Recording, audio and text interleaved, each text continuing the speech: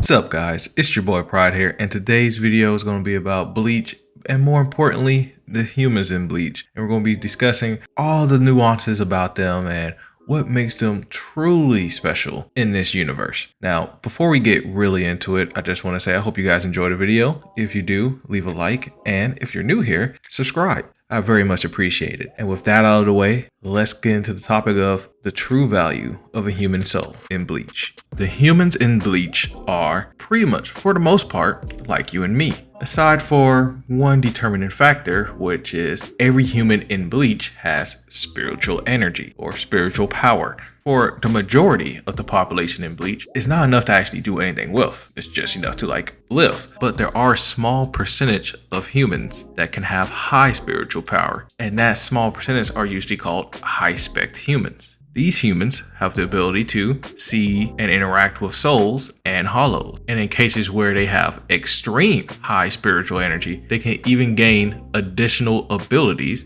other than just seeing and interacting with ghosts and souls. Some of these said abilities are enhanced strength and or speed, to the point where they can fight hollows and, in extreme cases, Arankars. They can also gain the ability to manipulate their own spiritual power and produce it outward from their body to make some form of spiritual attack, similar to that of a Quincy, except on a lower scale. And then there are other people who might gain psychic ability, be able to tell the future to some degree. And that's pretty much the gist of it. That's pretty much what they got as a power-wise and as individuals. But it doesn't really end there for humans. Humans are, like I alluded earlier in the video, very important to the universe that Bleach resides in. Without humans, almost nothing can happen. Think about it. Every form of powerful character had to originate it from a human soul. When a human dies, their souls get drifted off, carried over, and they go back into not the Sarate, but just in the spirit world, which is the Soul Society. And from there, they can reincarnate back into the human world or become denizens of the Soul Society and or become even possibly Soul Reapers. If the human dies and their soul remains on Earth for too long,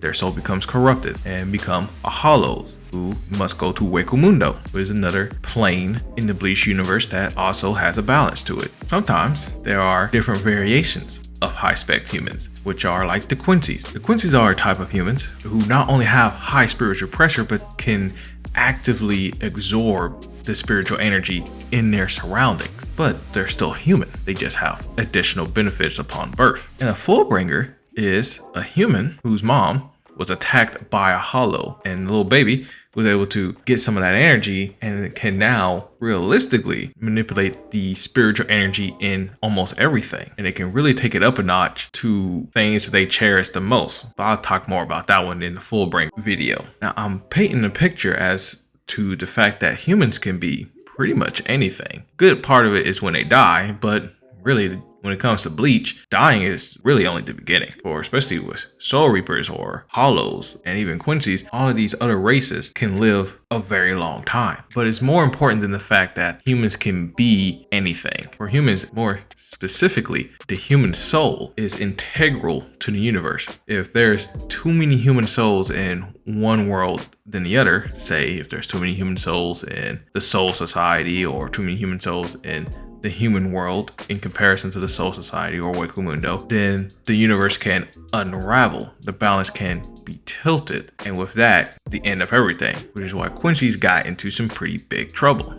They disrupted the balance. They killed too many hollows when the Shinigami were supposed to purify the hollows and take those hollows to the Soul Society. Not eradicate them, but transport them. So that way the cycle keeps going. Soul Society to human world to the Soul Society. If there's too many in one place, there's a problem. So pretty much to summarize, not only can a human become anything in Bleach if the circumstances are met, but a human in every circumstance is integral to the universe as a whole. Every human is important. Every soul is worth something.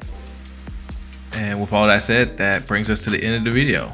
It's a pretty short one, but the humans are pretty simple. Even though they're very important, there's not much that you need to say about them. So I just did this video to pretty much get them out of the way because I'm trying to do all the other races. Probably the final one's probably going to be the Shinigami or the Fullbringers, whichever one I feel like doing. But I plan on getting through all of them, especially the ones that are not talked about a lot, like the humans in Bleach. Again, thank you all for watching, and see y'all later. Breeze.